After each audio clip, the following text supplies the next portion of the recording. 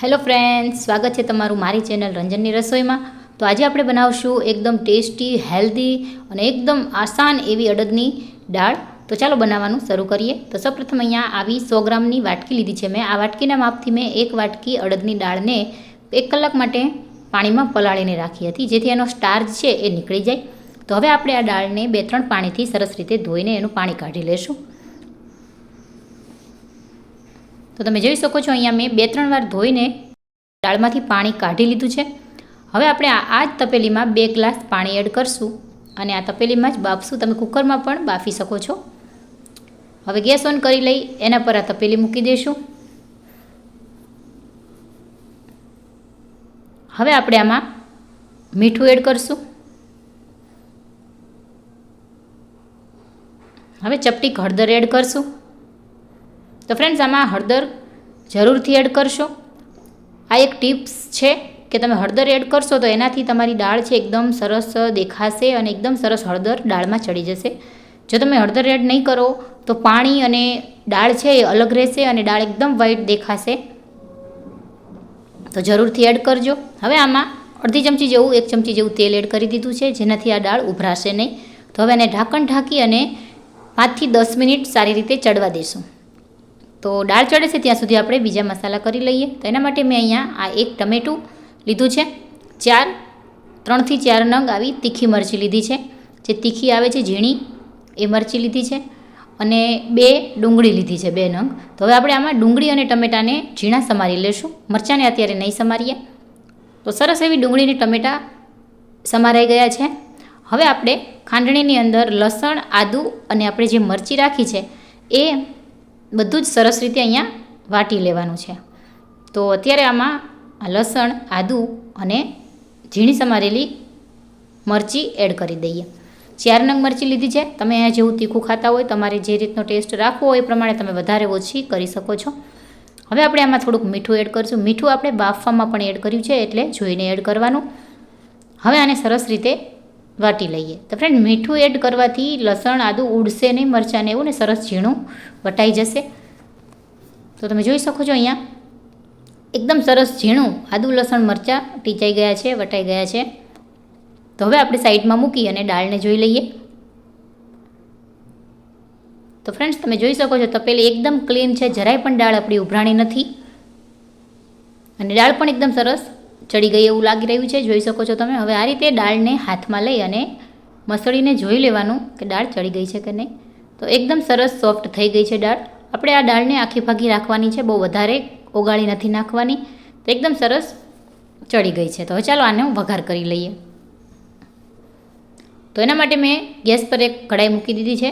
હવે એમાં 2 ચમચા તેલ એડ કરશું। તેલ સારી રીતે ગરમ થાય એટલે આપણે આમાં રાઈ એડ કરશું, અડધી ચમચી। રાઈ ફૂટે એટલે આપણે થોડુંક જીરું એડ કરશું। હવે આપણે આમાં હિંગ એડ કરશું થોડીક। હવે એમાં મીઠા લીમડાના પાન એડ કરશું। સરસ એવો વઘાર થઈ જાય એટલે આપણે આમાં સમારેલી ઝીણી ડુંગળી એડ કરી દઈશું।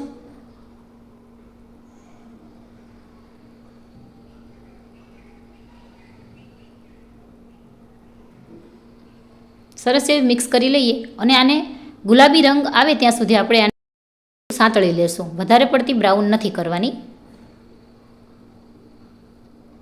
તમે જોઈ શકો છો અહીંયા ગુલાબી કલર થોડોક આવી ગયો છે અને સરસ એવી ડુંગળી ચડી ગઈ છે। તો હવે આપણે આમાં ઝીણા સમારેલા ટમેટાં એડ કરી દઈશું।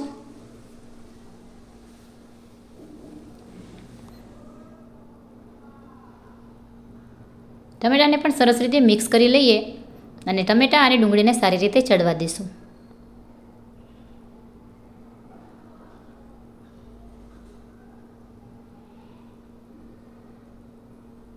થોડાક સોફ્ટ થઈ ગયા છે, તમે જોઈ શકો છો। તો હવે આપણે જે લસણ, આદું અને મરચાંની પેસ્ટ બનાવીને ખાંડીને રાખી છે એને એડ કરી દઈશું અને સરસ રીતે મિક્સ કરી લેશું। હવે આ બધા જ મસાલાને એકદમ સરસ સાંતળવા દેવાના છે, એકદમ સરસ સોફ્ટ થઈ જાય અને તેલ એનું છૂટું પડી જાય, ટમેટાં થોડા સોફ્ટ થાય ત્યાં સુધી તો ઢાંકીને એને 2 મિનિટ માટે ચડવા દઈએ। તો 2 મિનિટ થઈ ગઈ છે, જોઈ લઈએ આપણા ટમેટાં। તો તમે જોઈ શકો છો અહીંયા ટમેટાં અને ડુંગળીને સોફ્ટ થઈ ગયું છે સરસ રીતે. તો હવે આપણે આમાં થોડાક મસાલા એડ કરશું. તો હળદર એડ કરી દઈએ ચપટીક. આપણે બાફવામાં પણ એડ કરી હતી એટલે એ પ્રમાણે જોઈને એડ કરવાની. 1 ચમચી ધાણા જીરું પાવડર એડ કરી દઈશું. હવે એમાં 1 ચમચી લાલ મરચું પાવડર એડ કરશું. લાલ મરચું પાવડર તમારે તમારા ટેસ્ટ પ્રમાણે જેવું તીખું ખાતા હોય એ પ્રમાણે એડ કરવાનું. આપણે લીલી મરચી નાખેલી છે એટલે એ રીતે એડ કરશું.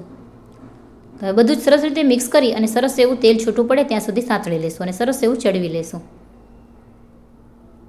તો તમે જોઈ શકો છો આ તેલ છૂટું પડી ગયું છે અને એકદમ સરસ મસ્ત એવો મસાલો આપણો ચડી ગયો છે.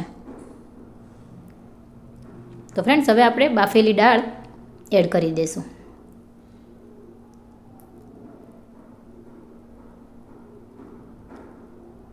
હવે આને મિક્સ કરી લઈએ.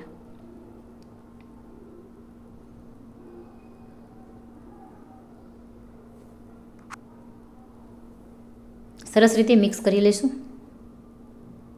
હવે આપણે આમાં જરૂર મુજબ પાણી એડ કરશું. તપેલીમાં આપણે પહેલાં જે તપેલીમાં દાળને બાફી છે એમાં થોડુંક પાણી એડ કરી અને લઈ લઈશું.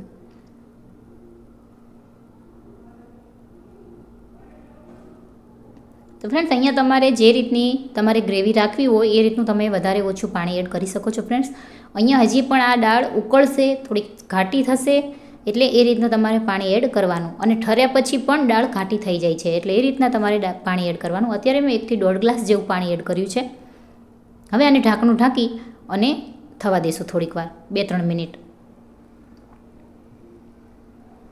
તો 2-3 મિનિટ થઈ ગઈ છે. સરસ એવો દાળ ઉકળી ગઈ છે. હવે આપણે આની અંદર થોડીક કોથમીર એડ કરશું અને એને મિક્સ કરી અને ફરી એકવાર થોડીક વાર 2-3 મિનિટ માટે થવા દઈશું. હજી થોડુંક પાણી વધારે દેખાઈ રહ્યું છે તો પાણી પણ થોડું બળી જાય અને કોથમીરનો સ્વાદ પણ એમાં સરસ રીતે આવી જાય. તો હવે ઢાંકીને પાછું 2-3 મિનિટ થવા દઈએ. તો ફ્રેન્ડ્સ 2-3 મિનિટ થઈ ગઈ છે અને એકદમ સરસ આપણી દાળ તૈયાર થઈ ગઈ છે. તમે જોઈ શકો છો થિકનેસ આ રીતની મારે જોઈએ છે એટલે મેં આ રીતે રાખી છે. તમે વધારે હજી પણ તમે ઘાટી કરવા ઈચ્છતા હોય તો તમે કરી શકો છો. તમારે જેવી ગ્રેવી રાખવી હોય એ રીતને રાખી શકો છો. તો એકદમ સરસ આપણી અડદની દાળ તૈયાર થઈ ગઈ છે, તમે જોઈ શકો છો. તો હવે આને આપણે સર્વ કરી લઈએ. તો ફ્રેન્ડ્સ એકદમ ઇઝી રેસીપી છે અને ઘરમાં રહેલા ઇન્ગ્રીડિયન્ટ્સથી કોઈ પણ વધારે ઝંઝટ વગર એકદમ હેલ્ધી સ્વાદિષ્ટ એવી અડદની દાળ આપણી તૈયાર થઈ ગઈ છે. તો ફ્રેન્ડ્સ અત્યાર સુધીનો વિડીયો પસંદ આવ્યો હોય તો વિડીયોને લાઇક કરી દેજો, શેર કરી દેજો. ચેનલ પર નવા હોય તો ચેનલને સબસ્ક્રાઈબ કરી દેજો. બેલ આઇકન દબાવવાનું ભૂલતા નહીં જેથી આપણી બધી જ અવનવી રેસીપી તમારા સુધી પહોંચતી રહે. તો તૈયાર છે આપણી અડદની દાળ.